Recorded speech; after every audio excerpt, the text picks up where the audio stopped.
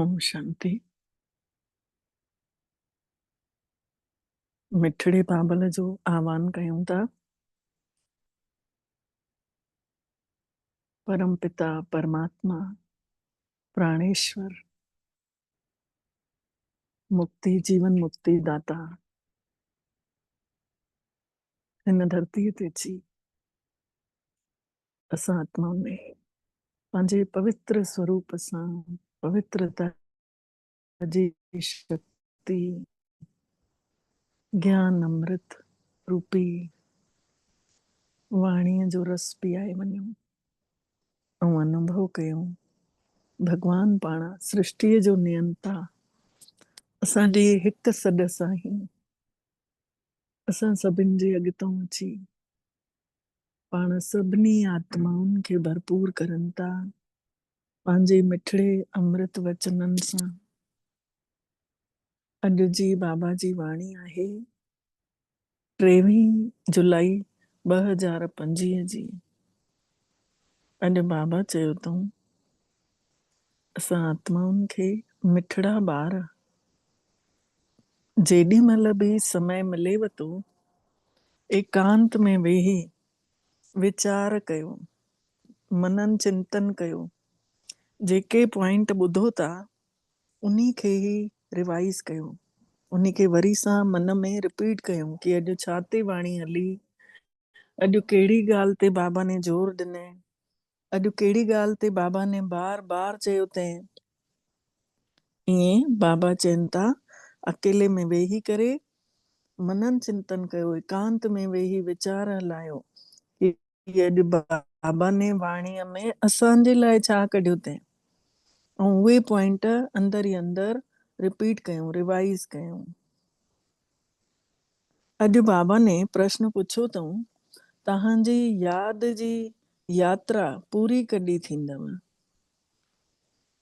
त बाबा ई उत्तर ॾिनो अथईं जॾहिं तव्हांजी काई बि कर्मेंद्री धोखो न ॾींदव। कर्मेंद्रियूं मतिलब अखियूं, नक, मुंहुं, कन कुछ भी धोखो न ॾियनि कर्मेंद्रियूं। त बाबा चयो अथऊं कि जॾहिं तव्हांजी हिकु हिकु कर्मेंद्री कोई भी धोखो न ॾींदव, जॾहिं कर्मातीत अवस्था थी वेंदव, तॾहिं यादि जी यात्रा पूरी थी वेंदव। जॾहिं कर्मेंद्रियूं धोखो न ॾींदियूं, अवस्था कर्मातीत थी वेंदी, पोइ बाबा चयो अथऊं कि तव्हांखे तव्हांजी इहा यादि जी यात्रा पूरी थी वेंदी। हिन महिल तव्हांखे पूरो पुरुषार्थ करणो अथव। हिन महिल असांखे पूरो पुरुषार्थ करणो आहे। कर्मातीत अवस्था मतलब अॼु बाबा चयो अथऊं कर्मनि जे बंधननि खां अतीत मतलब जीअं कछुओ हूंदो आहे न, कर्म करे वरी लिकी पवंदो आहे, उन जा इंद्रियूं जेके आहिनि समेटे वठंदो आहे, खोपो थी वेंदो आहे। ईअं असां भी कर्म करण लाइ इंद्रियुनि खे यूज़ कयूं, वरी अंदर ई अंदर परमात्मा ॾे तार जुड़ी वञे। त बाबा चयो अथऊं हाणे तव्हांखे पूरो पुरुषार्थ करणो अथव, ना उम्मीद न ठहिणो अथव। कई ॿार हूंदा आहिनि न, निराशा अची वेंदी अथनि, उम्मीदां ई ख़तम करे वठंदा आहिनि कि हेॾनि ॾींहंनि खां त ज्ञान में आहियां, हेॾनि ॾींहंनि खां त योग कयां थी, कुछ त फ़र्क़ु पए नथो। त बाबा चवनि था ईअं ना उम्मीदी वारी सोच न हलाइजो, सेवा ते हमेशा तैयार रहणो अथव। ओम शांति। मिठड़े मिठड़े ॿार आत्म अभिमानी थी करे वेठा आहियो। हर कंहिंखां बाबा पुछनि था कि पंहिंजो पाण खे आत्म स्वरूप में टिकाए बाबा जी वाणी ॿुधो था? आत्म अभिमानी थी करे वेठा आहियो? पुछनि था पहिरीं पहिरीं लाइन। ॿार सम्झनि था 2500 साल असां शरीर जे अभिमान में हुआसीं, हाणे असांखे देही अभिमानी थी करे मेहनत करणी पए थी। देही अभिमानी रहण लाइ मेहनत थी करणी पए, छोकी शरीर सम्झण त सवलो हुयो, पर आत्मा सम्झण कठिन तो लॻे न सभिनी खे। न त विसरी वेंदासीं। बाबा चवनि था ॿार जेके आहिनि अगरि हिन महिल आत्मा न सम्झंदासीं त वरी तॾहिं त बाबा यादि ईंदो। अगरि आत्मा सम्झंदासीं त बाबो यादि ईंदो। बाबा पाण अची चवनि था, न त विसरी वेंदव, यादि ई न कंदव। आत्मा न सम्झंदासीं त यात्रा कीअं करे सघंदासीं? शरीर त वेंदो कोन परम धाम, आत्मा वेंदी त पाप कीअं कटजंदा? पोइ त घाटो पइजी वेंदो न। अगरि पाप न कटियासीं त घाटो पइजी वेंदो। त हीअ त बाबा चवनि था, घड़ी घड़ी यादि कयो, बार बार यादि कयो। इहा ई मुख्य ॻाल्हि अथव। बाक़ी त बाबा केतिरनि तरीक़नि जा युक्तियूं ॿुधाइनि था, केतिरनि प्रकारनि जो बाबा प्लानिंग ॿुधाइनि था, तरीक़ा ॿुधाइनि था।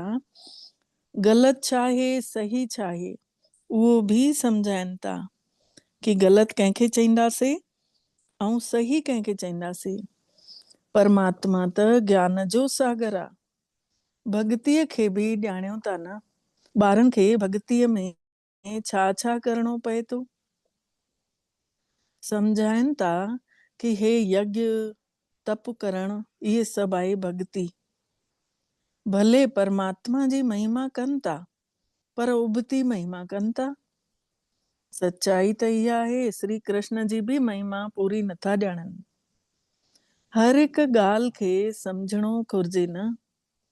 जीअं श्री कृष्ण खे वैकुंठ जो नाथ चइबो आहे न।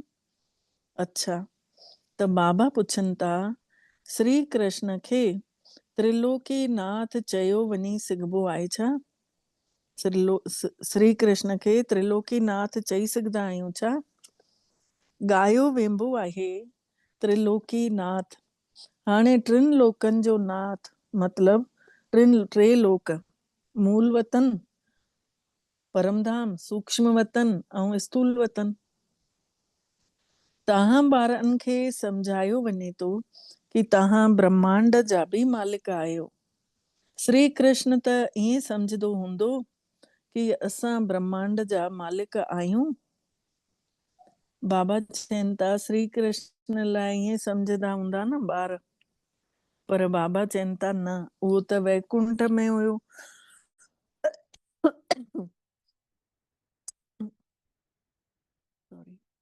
वैकुंठ चयो वेंदो आहे स्वर्ग नए संसार खे।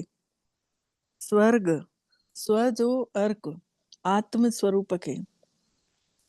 त सच्चाई इहा आहे, त्रिलोकीनाथ कोई बि कान्हे। माण्हू सम्झंदा त्रिलोकीनाथ परमात्मा आहे, लेकिन त्रिलोकीनाथ बाबा चवनि था कोई बि कान्हे। न श्री कृष्ण आहे, न शिव बाबा आहे।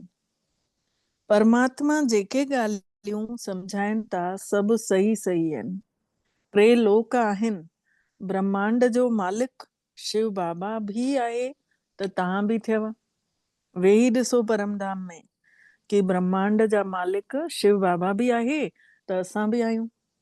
सूक्ष्म वतन जी त ॻाल्हि ई कान्हे, ऐं स्थूल वतन में बि उहो मालिक कान्हे। न स्वर्ग जो मालिक आहे, न नरक जो मालिक आहे। श्री कृष्ण आहे स्वर्ग जो मालिक।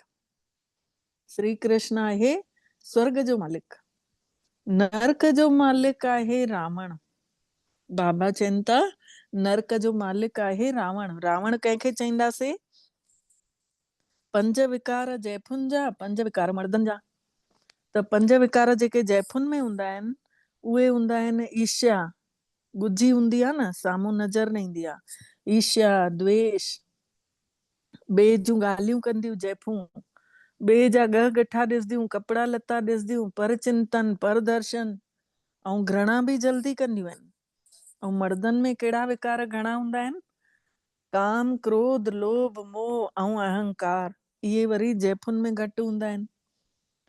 त बाबा चवनि था नरक जो मालिक आहे रावण। इन्ही खे रावण जी राज, असुरी राज चवंदासीं, जाते विकारी पिया आहिनि चारो तरफ़। माण्हू चवनि बि था पर सम्झनि कोन था। तव्हां ॿारनि खे शिव बाबा वेही सम्झाणी ॾियनि था। रावण खे 10 सिसियूं ॾेखारींदा आहिनि न।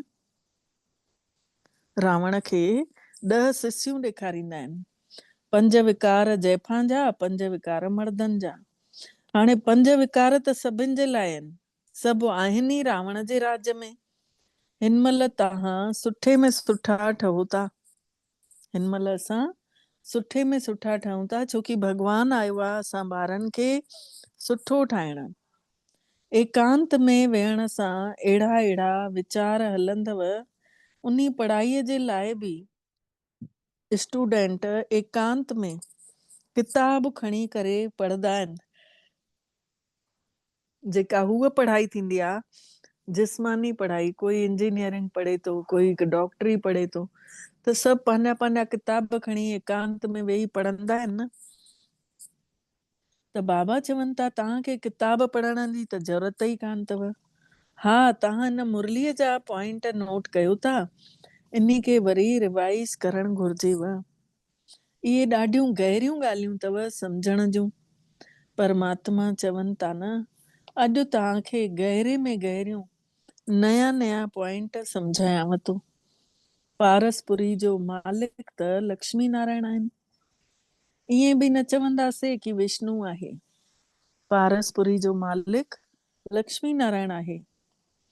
विष्णुअ खे बि सम्झनी कोन था कि हे ई लक्ष्मी नारायण आहे। हिन महिल तव्हां शार्ट में सम्झायो था कि लक्ष्मी नारायण असांजो उद्देश्य आहे ठहण, कि नर अहिड़ी करणी करे कि नारायण ठहे, नारी अहिड़ी करणी करे कि लक्ष्मी ठहे। असां हिन महिल कर्म ठाहियूं था श्रेष्ठ। त बाबा सम्झाणी ॾियनि था, ब्रह्मा सरस्वती कोई पाण में जैफा मर्द त आहिनि कोन। इहे त आहे प्रजापिता ब्रह्मा। प्रजापिता ब्रह्मा खे ग्रेट ग्रेट ग्रैंड फादर चईंदासीं। ब्रह्मा बाबा खे सभिनी माण्हुनि जी सृष्टि में वॾो चईंदासीं। ऐं शिव बाबा खे आत्माउनि जी सृष्टि सां बाबा चऊं था, सभिनी आत्माउनि जो पीउ। बाक़ी पाण में सभु भाइर थियासीं आत्मा रूप में। हेतिरा सभु ब्रह्मा जा ॿार आहिनि। सभिनी खे पतो आहे कि असां भॻवान जा ॿार पाण में आत्माऊं भाइर भाइरा आहियूं। पर उहा आहे निराकारी दुनिया में, उहो आहे परमात्मा निराकारी दुनिया में। ऐं हिन महिल असां ब्राह्मण ठही विया आहियूं। नालो पुरुषोत्तम संगम युग रखियो वियो आहे। नई दुनिया जो नालो संगम युग रखियो वियो आहे। सभिनी पुरुषनि में उत्तम, जॾहिं खां पाण ज्ञान ॿुधूं था तॾहिं खां वठी पाण संगम युग ते अची आहियूं, सुठा ठहण लॻा आहियूं।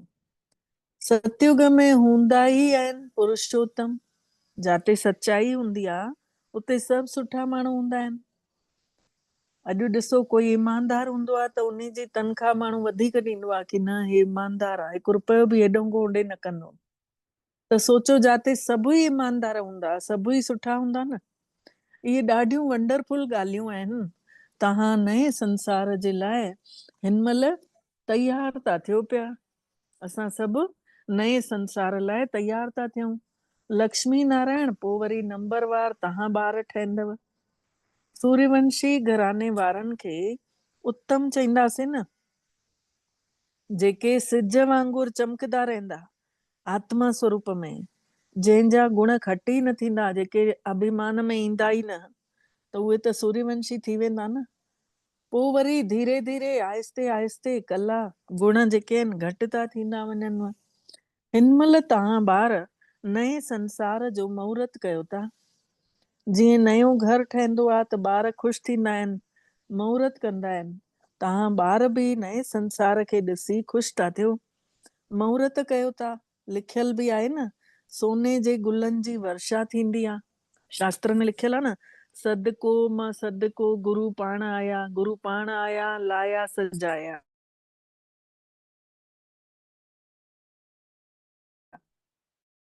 ऐं उन्ही जे पद में आहे हिकिड़ो अंतर त संदर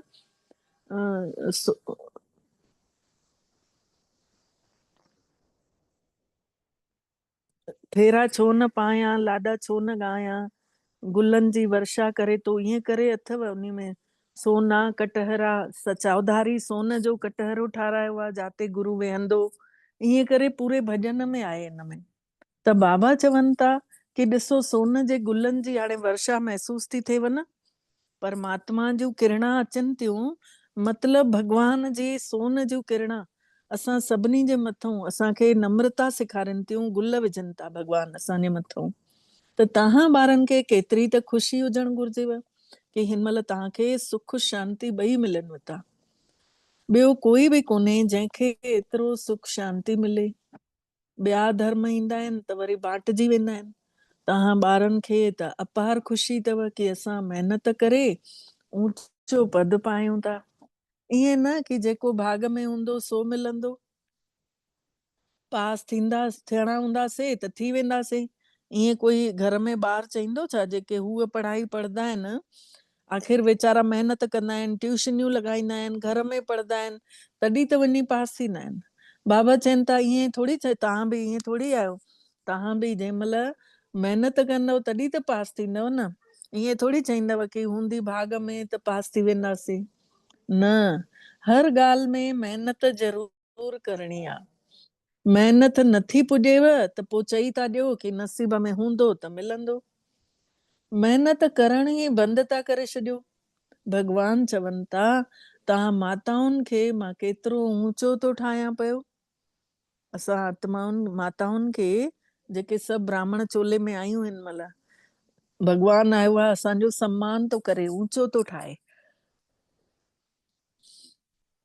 त जैफुनि जो अॼुकल्ह जाते ताते मान थी पियो आहे। विदेशनि में बि मान आहे।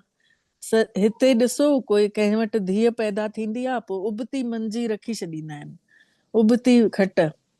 दुनिया केॾी गंदी आहे, केॾो भेदभाव करनि था पिया। धीअ ॼाई त ईअं कंदा आहिनि, पुटु ॼायो त ख़ुशी मनाईंदा आहिनि।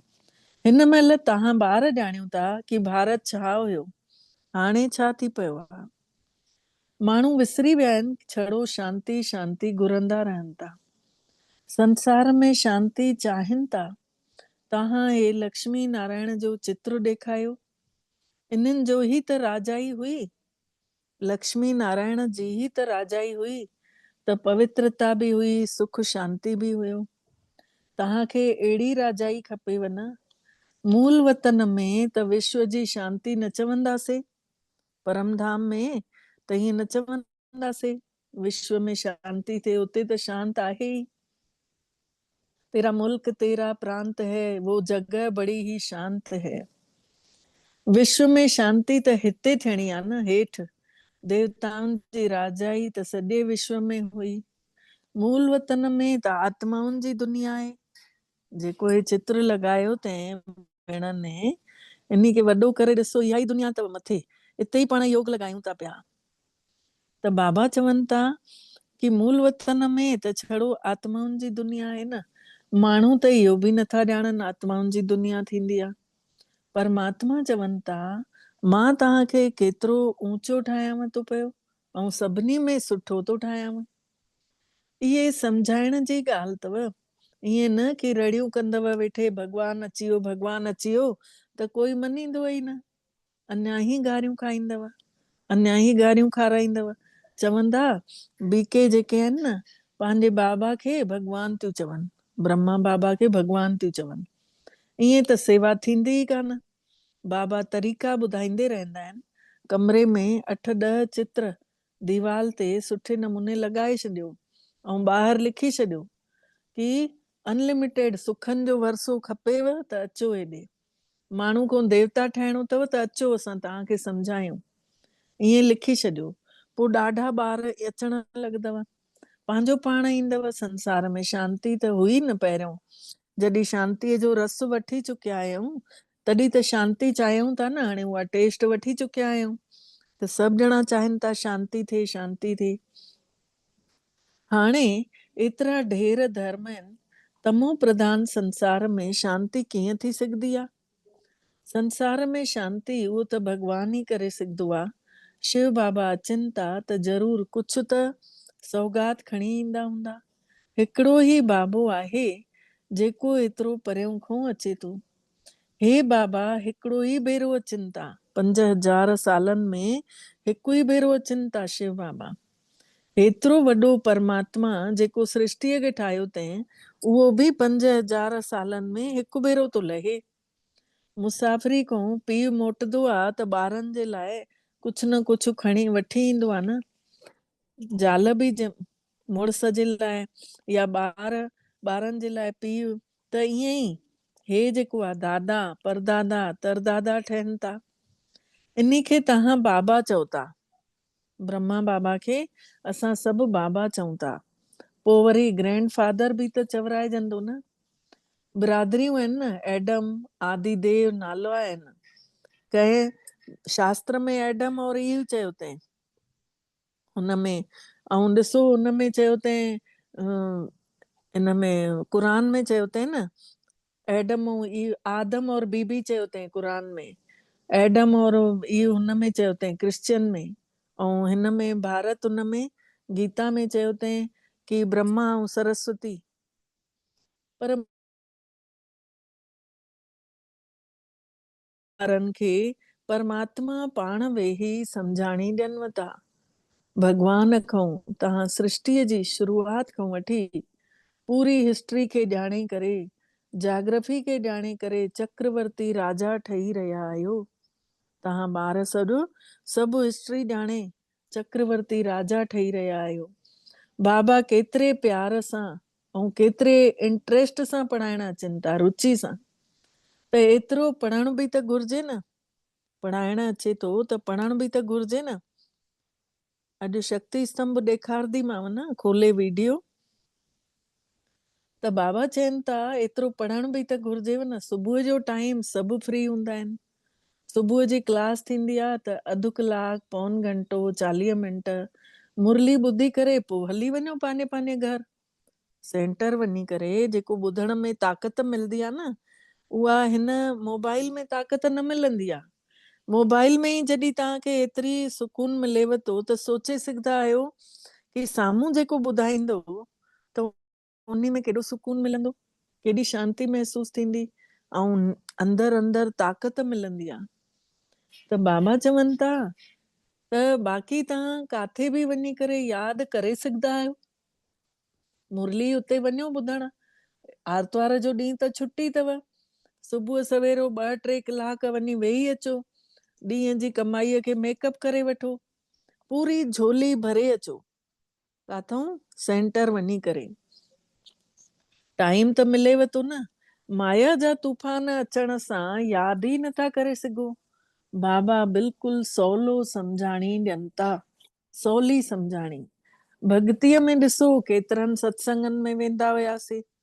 श्री कृष्ण जे मंदिर में वेंदा हुआसीं, श्री नाथ जे मंदिर में वेंदा हुआसीं, पोइ वरी कंहिंजे मंदिर में वेंदासीं, ऐं हे यात्राउनि में केॾो घुमंदा हुआसीं। एतिरी तकलीफ़ां बि वठंदे फ़ाइदो त कुझु न मिलियो न। संसार सृष्टिअ जो इहो बि ड्रामो हले थो। इन में बि सम्झो इहो रचियलु हुयो त पोइ फिक्स आहे तव्हांजी आत्मा में बि इहो रोल विधल आहे। सतयुग त्रेता में जेको रोल तव्हां वॼायो अथव उहो ई वरी वञी करे पंहिंजो पार्ट प्ले कंदासीं। मान लो हिन महिल काई पिक्चर ठहे थी, शूटिंग हले थी, उन में जेको हीरो हीरोइन विझंदा, हिकु भेरो पिक्चर ठही पोइ वरी उन ई सीडी खे बार बार लॻाए ॾिस त आख़िर त उहो हीरो हीरोइन ई ईंदा न नज़र। ईअं ई असांजी बि संगम युग ते सम्झो पिक्चर ठहे थी। असां बि संगम युग ते जेको बि रोल हिन महिल अदा कयूं था, इहो ई सॼो पूरो कल्प में जेके सुठा कर्म कया अथसीं तॾहिं त अॼु बाबा मिलियो आहे, तॾहिं त अॼु भॻवान खे पाण वणूं था सुठनि कर्मनि जे करे। त उहो ई असांजो ई पार्ट असांखे ई मिलणो आहे, वरी ईअं ई मिलणो आहे। सतयुग त्रेता में जंहिं जेको पार्ट वॼायो उहो ई वॼाईंदा, पर जेके मोटी ॿुधी वारा आहिनि उहे सम्झंदा ई कोन। जेके सूक्ष्म गहराई सां सम्झनि था उहे सुठे नमूने सम्झी करे ॿियनि खे बि सम्झाए सघंदा आहिनि। उन्हनि खे अंदर ई अंदर इहा ख़ुशबू ईंदी आहे कि हे सृष्टिअ जो नाटक त परमात्मा ने ठाहियो अथई न। दुनिया में ॿियो कोई न सम्झंदा आहिनि इन ॻाल्हि खे। इन्हनि खे सम्झण में समय लॻे थो। हर हिकु ॻाल्हि विस्तार सां, हर हिकु ॻाल्हि डिटेल में सम्झाए करे पोइ चयो वञे थो मुख्य अथव ही यादि जी यात्रा। भॻवान हिकु हिकु शइ सम्झाए थो काई अहिड़ी मुरली कान्हे जंहिंमें कुछ न कुछ नई ॻाल्हि न चई हुजे। हर वाणी में बाबा ने कुछ न कुछ नई ॻाल्हि चईंदा आहिनि। ऐं कोई संसार जी अहिड़ी ॻाल्हि न छॾी अथईं जेका बाबा ने ज़िक्र न कयो हुजे। हर चीज जी, घर जी, परिवार जी, धंधे जी, जानवरनि जी, कीअं तव्हांखे सम्झाइणो अथव, चित्र, प्रदर्शनियूं, योग, फरिश्तो स्वरूप, मतलब छा छॾियो अथईं, हर चीज ॿुधाई अथईं। त बाबा चवनि था कि हर ॻाल्हि मां विस्तार सां सम्झाए करे पोइ आख़िरीअ में वरी अचांव थो इन्ही ॻाल्हि ते कि भई मूंखे अथव यादि जी यात्रा। बस यादि कंदव त यादि सां फरियादियूं ख़तम थी वेंदियूं, शिकायतियूं ख़तम। कंहिं माताउनि खे अहिड़ी जॻह रहण मिलियो, मतलब जाते 20 बेड हुया, 17 बेड हुया, त उन्हनि माताउनि चयूं कि भई अड़े हेॾिन हेॾिन सां गॾु असां न रहंदासीं, अड़े भॻवान जे घर में ज़मीन बि मिले त ॾाढी बढ़िया। ऐं हिते असांखे बि जाते मिलियो उते बि 20 बेड आहिनि, लेकिन असां ख़ुशी ख़ुशी असांखे बाबा जो घर त मिलियो, बाबा जे अहिड़ी स्थान ते पहुता आहियूं जाते माण्हू हिकु राति जे लाइ चिठियूं खणी ईंदा आहिनि कि असांखे हिकु राति रहण ॾे। ऐं हिते असांखे भट्टी करण जो मौक़ो मिलियो। त मेन ॻाल्हि आहे पंहिंजा वीचार हलायूं। असांखे यादि में हूंदासीं त काई कमी ई न लॻंदी। त सेकेंड में जीते जी मुक्ति बि चयो वियो आहे। वरी बि चयो वियो आहे न, भॻवान लाइ ज्ञान जो सागर आहे। सॼो सागर अगरि स्याही ठाहे छॾियो, जंगल खे कलम ठाहे छॾियो, धरतीअ खे कागर ठाहे छॾियो, तॾहिं बि परमात्मा जी महिमा कोई लिखी न सघंदव। उन जी महिमा जो अंत कोन्हे। शुरूअ खां वठी करे तव्हां केतिरो लिखंदा आया आहियो, ढेर कागर ठही वञनव।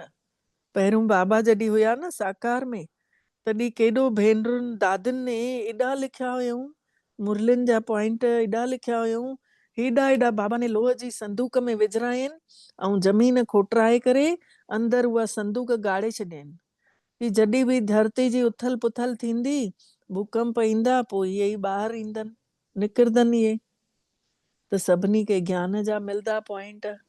त बाबा चवनि था केतिरा लिखंदा आया शुरू में, तव्हांखे त कोई धिका ई न खाइणा पियव। असांखे त पकल पकायल मिलियो, दादियुनि त केॾी महिनत कई। मुख्य आहे ई परमात्मा खे यादि करणु, मुख्य ॻाल्हि इहा आहे। हिते बि तव्हां अचो था शिव बाबा वटि। शिव बाबा हिन में अची करे, ब्रह्मा जे तन में अची करे शिव बाबा असां ॿारनि खे ज्ञान ॿुधाइनि था, प्यार सां पढ़ाइनि था। केॾे प्यार सां तो पाले, तुंहिंजी केॾी महिरबानी, सदके वञा मां सतगुर तो तां सारी जिंदगानी। केतिरे प्यार सां तो पढ़ाए, काई बि वॾाई कान्हे। बाबा खे कंहिं बि तरीक़े जो वॾाई कान अथसि। बाबा चवनि था मां अचां थो पुराणे शरीर में, कीअं साधारण शरीर में अची शिव बाबा पढ़ाइनि था। कोई अहंकार ई कान्हे। बाबा चवनि था तव्हां मूंखे चओ था न कि बाबा पतित दुनिया पतित शरीर में अची वञ, अची करे असांखे शिक्षाऊं ॾे। चओ था न, रघुपत राघव राजा राम, पतित पावन सीताराम। पतित आत्मा जे पतित शरीर जे तन में आयो, अची करे असां आत्मा रूपी सीताउनि खे उहो परमात्मा राम सजाइण आयो आहे। सतयुग में त नथा सॾु कयो। हाणे बाबा चवनि था कि तव्हां त सतयुग में सुख भोॻियो था, उन महिल त मूंखे नथा यादि कयो, उन महिल त मूंखे सॾ बि नथा कयो कि अचु हीरनि जवाहरातनि जे महल में अची वेहो, रोटी बि खाओ, 56 प्रकार जा भोजन खाओ। शिव बाबा त रोटी खाईंदा ई कोन्हनि। पहिरियों सॾ कंदा हुअसि बाबा खे कि अचु रोटी खाओ अची। वरी बि ईअं थींदो। हाणे ब्राह्मण परिवार में पाण भोग लॻायूं था, भोग है न, लेकिन दुनिया वारा भोग लॻाइनि था त उन्हनि खे त पतो ई कोन्हे न परमात्मा केरु आहे, त कीअं उन्हनि जो भोग लॻंदो। होॾे जगन्नाथपुरी में भोग लॻाईंदा आहिनि न, त उन जे अॻितां थाली रखी पर्दो लॻाए ऐं पंडित चईंदो आहे बजाओ ताली, उठाओ थाली, बसि एतिरी देर में भॻवान खाई वरितईं। त बाबा चवनि था इहो बि त चरित्र चऊं, श्री कृष्ण जो चरित्र छा आहे? उहो त सतयुग जो राजकुमार आहे। उन्ही खे पतित पावन त न चई सघंदासीं, श्री कृष्ण खे पतित पावन त न चई सघंदासीं। सतयुग में उहो विश्व जो मालिक कीअं थो ठहे, इहो बि तव्हां ई ॼाणियो था। माण्हू त बिल्कुलु घोर उंधारे में आहिनि, हिन महिल तव्हां घोर रोशनी में आहियो। परमात्मा अची राति खे ॾींहुं ठाहे था छॾनि। 2500 साल तव्हां राजाई कयो था, त केतिरी ख़ुशी हुजणु घुर्जेव। तव्हांजी यादि जी यात्रा पूरी तॾहिं थींदव जॾहिं तव्हां कोई बि कर्मेंद्रियूं धोखो न ॾींदव। बाबा चवनि था तव्हांजी यादि करण जी इहा यात्रा तेसि ताईं हलंदी रहंदव जेसि ताईं तव्हांजी हिकु हिकु कर्मेंद्री शीतल न थी वेंदी, धोखो न ॾींदव। कर्मातीत अवस्था थी वञेव तॾहिं त यादि जी यात्रा पूरी थी वेंदव। हिन महिल अञा पूरी न थी अथव। हाणे तव्हांखे पूरी महिनत करणी अथव, पुरुषार्थ करणो अथव, निराश न थियणो अथव, नाउमीद न ठहिणो आहे। सेवा ऐं सेवा, परमात्मा बि अची करे ॿुढड़े शरीर में सेवा करे रहिया आहिनि न। भगवान अची ॿुढड़े शरीर में सेवा करे रहिया आहिनि न। उहो ई करण करावन हार आहे। ॿारनि जे लाइ केतिरो चिंता लॻेसि थी पई, पीउ आहे न आख़िर, ॿारनि जी केतिरी चिंता थी लॻेसि कि हे ठाहिणो आहे, मकान ठाहिणो आहे। जीअं शरीर जे पीउ खे पंहिंजा बि ख्याल हूंदा अथसि न, परिवार जे प्रति, ॿारनि जे प्रति, लौकिक पीउ खे बि ख्याल हलंदा आहिनि। उअं ई हिन आत्माउनि जो पिता, पारलौकिक पिता खे बि बेहद जा ख्याल हलंदा आहिनि। तव्हां ॿारनि खे ई सेवा करणी अथव। ॾींहों ॾियारी ॾाढो सवलो थींदो वेंदव। ॾींहों ॾियारी ॾाढो सवलो थींदो वेंदव। जेतिरो साम्हूं ईंदा वेंदव ताक़त भरजंदी वेंदव। ॻायो बि वियो आहे कि आख़िरीअ में भीष्म पितामह खे तीर लॻो। छाजो तीर लॻो? भीष्म पितामह खे मतिलबु वॾनि वॾनि बुजुर्गनि खे या वॾी वॾी पोस्ट वारनि खे, वॾे वॾे अधिकारियुनि खे भेनर नंढियूं नंढियूं कन्याऊं थी करे उन्हनि खे ज्ञान जा तीर मारदियूं ऐं उन्हनि खे असरु थींदो। हिन महिल अगरि तीर लॻी वञे न कि हिते भॻवानु आयो आहे त हंगामो थी वञे, एतिरी भीड़ अची वञे जो ॻाल्हि न पुछो। चवंदा आहिनि न, चईंदा आहिनि न वॾा वॾा माण्हू, अरे मथे में खुजलाइण जी फुर्सत कान्हे ऐं तव्हां चओ था कोर्स करणु अचु, कोर्स करणु अचु। अहिड़ा कोई आहिनि ई कान। पर भीड़ त थी वञे पोइ ईअं चयो वेंबो आहे न, वॾनि वॾनि माण्हुनि खे चवनि त पोइ चईंदा आहिनि न कि अड़े असांखे फुर्सत किथे आहे। जॾहिं इन्हनि खे तीर लॻंदो त पोइ प्रभाव ॾाढो निकिरंदो। सभिनी ॿारनि खे परमात्मा पिता जो परिचय त मिलणो ई आहे। तव्हां हिन महिल अविनाशी अस्पताल ऐं गॉडली यूनिवर्सिटी खोले सघो था। पैसो अथव त बाबा चवनि था इहे सेंटर खोलियो, थोरी जॻह वठी करे चित्र लॻाए उते सेवा करणु चालू करे छॾियो। कोई अर्ज़ो कोन्हे, पैसा कोन अथव तॾहिं बि काई ॻाल्हि कोन्हे। चित्र लॻाए ऐं चालू कयो सेवा, चित्र तव्हांखे मिली वेंदव। सेवा में मान अपमान, दुख सुख, थधि गर्मी सभु सहन करणो पवंदो आहे। सेवा करण महिल बाबा चवनि था कोई कुझु बि चयव सहन त करणो ई पवंदव।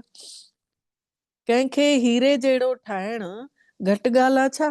कंहिंजो जीवन अगरि हीरे जहिड़ो ठहे थो असांजे कुझु चंद शब्द ॻाल्हाइण सां त केॾी वॾी ॻाल्हि आहे। इहो बि त पुण्य जी कमाई थी न। परमात्मा कॾहिं थकंदो आहे छा? भॻवानु कॾहिं थके थो छा? तव्हां छो था थकिजी पओ? गुरु ग्रंथ साहिब में या हिन में कंहिंमें लिखियल आहे जपजी साहिब में, दे डाले दे दे थक पाए, जुगा जुगंतर खाई खाए। ॾियण वारो ॾींदो थो वञे, वठण वारा थकिजी था पइनि। एतिरो ॾे थो कि सभिनी युगनि में वेही खाई सघंदा आहियूं। एतिरी कमाई थो कराए पियो हिन महिल। त बाबा चवनि था कि भॻवान त नथो थकिजे, एॾो परियों रोज़ अचे थो, ॿुधाए वञे थो, असांजो जीवन थो ठाहे, ऐं तव्हां छो था थकिजी पओ? तव्हां बि आत्म स्वरूप में ॿुधाईंदव त थकिजंदव ई न। अच्छा वरी बाबा जो यादि प्यार, अच्छा मिठड़े मिठड़े सिकी लधे ॿारनि प्रति माउ पीउ जो यादि प्यार ऐं गुड मॉर्निंग। रूहानी बाबल जी रूहानी ॿारनि खे नमस्ते। ऐं असां रूहानी ॿारनि जी बि रूहानी मिठड़े बाबल खे दिलि जो यादि प्यार गुड मॉर्निंग ऐं नमस्ते मिठड़ा बाबल नमस्ते। शुक्राना बाबल तव्हांजा बारंबार शुक्राना जे तव्हां असांखे पंहिंजो कयव। सार आहे पहिरियों पॉइंट आहे सुबुह सवेरे जो महिल अधु कलाकु या 40 मिंट ॾाढे प्यार सां ॾाढी इंट्रस्ट सां पढ़ाई पढ़णी आहे। भॻवान जी यादि में रहणो आहे ऐं यादि जी अहिड़ी महिनत करणी आहे जो सभु कर्मेंद्रियूं वश में थी वञनि। यादि जी अहिड़ी महिनत करणी आहे जो सभु कर्मेंद्रियूं वस में थी वञनि। आत्मा राजा ठही करे कननि खे चए हा हाणे ॿुध मुरली हलई थी हाणे ॿुध कन इन खे अंदरि खणजांइ। ॿुद्धीअ खे चए ॿुधी विशाल ठही करे हिन जा मेन पॉइंट पंहिंजे अंदरि समाए छॾिजांइ। ऐं मन खे चए तूं मुरलीअ महिल त परम धाम में वेही करे मन तूं मुरली ॿुध त तुंहिंजे अंदरि डायरेक्ट भॻवान जूं किरणा पवंदई। त ईअं पंहिंजो पाण सां महिनत करणी आहे। अधु कलाकु 40 मिंट ॾाढे प्यार सां हीअ बाबा जी वाणी पढ़णी आहे या ॿुधणी आहे। परमात्मा जी यादि में रहणो आहे। यादि में अहिड़ी महिनत करणी आहे जो सभु कर्मेंद्रियूं वस थी वञनि। ॿियो पॉइंट आहे सेवा करण महिल दुख सुख मान अपमान गर्मी थधि सभु कुझु सहन करणो आहे। कॾहिं बि सेवा में थकणो नाहे। चाहे कंहिंखे थोरी बि जॻह मिले पर उते सेंटर नंढड़ो सो खोले चित्र लॻाए बाबा जी सेवा ज़रूर करणी आहे। अॼु जो वरदान महसूस कंदासीं पाण परमात्मा हिन मधुबन धरनी मां वरदान ॾेव थो सभिनी खे। महसूस कजो निरड़ ते आत्मा चमके थी ऐं भॻवान बि आहे निराकार उन आत्मा जे स्वरूप जहिड़ो। त आत्मा चमके थी ऐं परमात्मा प्यार जो सागर आत्मा जे मथां फिदा थी वियो आहे छोकी निराकार स्वरूप में आत्मा भॻवान जो प्यार वठे थी। त इहो अनुभव कंदे पाण सभु बाबा जो वरदान वठंदासीं। सचे आत्मिक प्यार जी अनुभूति कराइण वारा मास्टर स्नेह जा सागर ठहो। सचे आत्मिक स्नेह जी अनुभूति कराइण वारा मास्टर स्नेह जा सागर ठहो। डिटेल आहे जीअं सागर जे किनारे वेंदा आहियूं समुंड जे किनारे त शीतलता जो अनुभव थींदो आहे। पेरनि में थधो थधो पाणी ईंदो आहे न लहरा ईंदियूं आहिनि। ईअं ई तव्हां ॿार मास्टर प्यार जा सागर ठहो त जेका बि आत्मा तव्हांजे साम्हूं अचेव उहा अनुभव करेव कि स्नेह जे मास्टर जी सागर जूं लहरां असांजे साम्हूं जेका बि आत्मा अचे उन खे भॻवान जो प्यार असांजे आत्मिक स्वरूप मां गोल्डन किरणा महसूस थियनिसि। छोकी अॼु जी दुनिया जेतिरा बि आत्माऊं आहिनि सचे प्यार जो सचे आत्मिक प्यार जी बुखायल आहिनि। कंहिंखे बि स्वार्थ जो प्यार नथो वणे। निस्वार्थ प्यार केॾो वणेनि थो। त स्वार्थ प्यार जो स्वार्थ वारो प्यार ॾिसी ॾिसी उन्हनि खे अंदरि दिलि जेको आहे न उपराम थी वियो अथनि। उन्हनि मां मन हटिजी वियो अथनि। इन करे आत्मिक प्यार जूं थोड़ियूं सी घड़ियूं बि अगरि असां ॾियूं था सभिनी खे त उन्हनि खे जीवन जो सहारो था ठाहे छॾनि माण्हू। उन्हनि खे हिकिड़े तरह सां असां सहयोग था ॾेई छॾियूं। अगरि उन्हनि खे आत्मा में किरणनि जो बल भरियूं था परमात्मा खे यादि करे उन्हनि खे किरणा ॾियूं था त उन्हनि आत्माउनि में ताक़त थी अची वञे। अॼु जो स्लोगन आहे ज्ञान धन सां भरपूर थी वञो त पंहिंजो पाण पैसो त कढ ईंदो रहंदो आहे। माण्हू पैसे जे कढ ज्ञान न ॿुधंदा आहिनि। ऐं हिते बाबा चवनि था पहिरियों ज्ञान जो भंडारो भरे वठो पोइ तव्हां ग्राहक सां निवड़त सां ॻाल्हाए सघंदव त हर माण्हू तव्हां वटि अचणु चाहींदो। त निवड़त ई न हूंदी ज्ञान धन ई न हूंदो, गुण ई न हूंदा त अकड़ हूंदी न। अकड़ हूंदी त वरी अभिमान सां ॻाल्हाईंदासीं त कोई असांजे अॻितो न ईंदो। त इन करे भॻवानु सेखारे थो कि ज्ञान धन वठंदा रहो, रोज़ 1 घंटो या मुरली जेका हले थी वाणी, परमात्मा जी वाणी आहे, डायरेक्ट भॻवान थो ॿुधाए, त रोज़ 1 कलाक या वाणी ॿुधंदा रहूं त ज्ञान धन सां भरपूर थी वेंदासीं। ऐं प्राप्तियूं त पंहिंजो पाण थियणियूं ई थियणियूं आहिनि। पोइ हो धन पैसो असांजे कढ ईंदो। ॿियो बाबा चयो अथईं, संकल्पनि जी शक्ति जमा कयो, अंदर ई अंदर सोच में अहिड़ी ताक़त भरियो, पंहिंजो मन मत न हलायो, भॻवान जी मत हलायो कि भॻवान अॼु छा चयो अथईं। ऐं जेके संस्कार आहिनि असांजा, उहे संस्कार बि बाबा चयो अथईं श्रेष्ठ संस्कार, भॻवान जे जेके वाणी में जेके बाबा असांखे संस्कार सेखारिनि था, उहे संस्कार असां भरींदे रहूं त धीरे धीरे संकल्पनि जी बचत, सुठा दैवी गुण धारण थींदा वेंदा, ऐं सभिनी खे सुठे में सुठी शइ ॿुधाए सघंदासीं, ॾेई सघंदासीं, पंहिंजे जीवन में आणे सघंदासीं।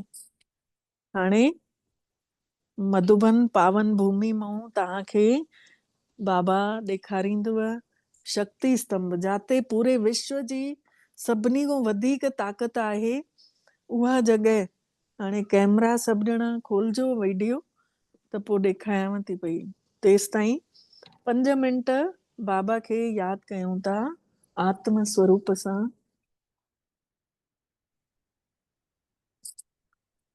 मां आत्मा चैतन्य शक्ति निर्णय ते चमकां थी, सुनहरी किरणनि सां, गोल्डन लाइट मां आत्मा मां फैलिजे थी चारों तरफ़। धीरे धीरे मां सां जेके बि संबंध संपर्क में अचनि था साम्हूं, सभिनी खे भॻवान जूं इहे किरणा मां आत्मा मां मिलंदी थी वञनि। महसूस कयूं निरंतर परमात्मा प्रकाश सभिनी आत्माउनि ते पवंदो थो वञे। मां आत्मा शांत शक्तिशाली परमात्मा जी शक्तियुनि सां भरपूर महसूस थी कयां पंहिंजो पाण खे। मां आत्मा मिठड़े वतन में परमात्मा जी शक्तियुनि सां भरपूर। धीरे धीरे परम धाम हलूं था। परम धाम में परमात्मा जी निराकारी स्वरूप ते महसूस कयूं पंहिंजो पाण खे निराकारी स्वरूप बाबा जे अॻितों अनुभव कयूं।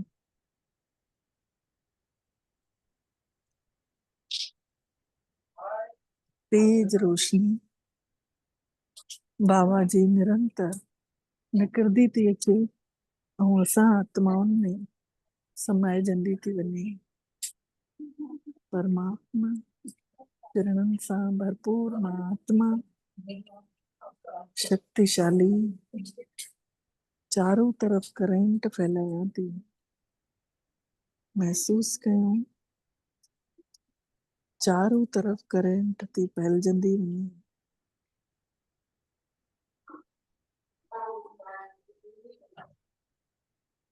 मां आत्मा भरपूर थी थींदी वञे।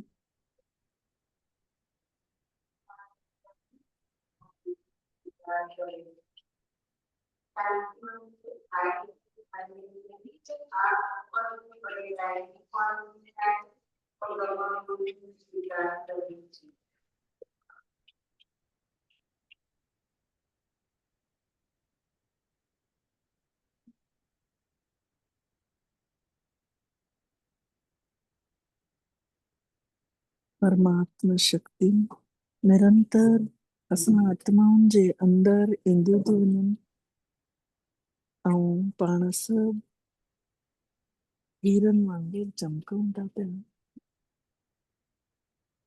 शक्तिशाली प्रकाश, पवित्र किरण, आत्मा में भरपूर थी अनुभव कयूं। पवित्र किरणनि सां पाण सभु भरपूर था थियूं। मां आत्मा निरंतर प्रकाशित थी चुकी आहियां, दिव्य थी थींदी वञां। अनुभव करे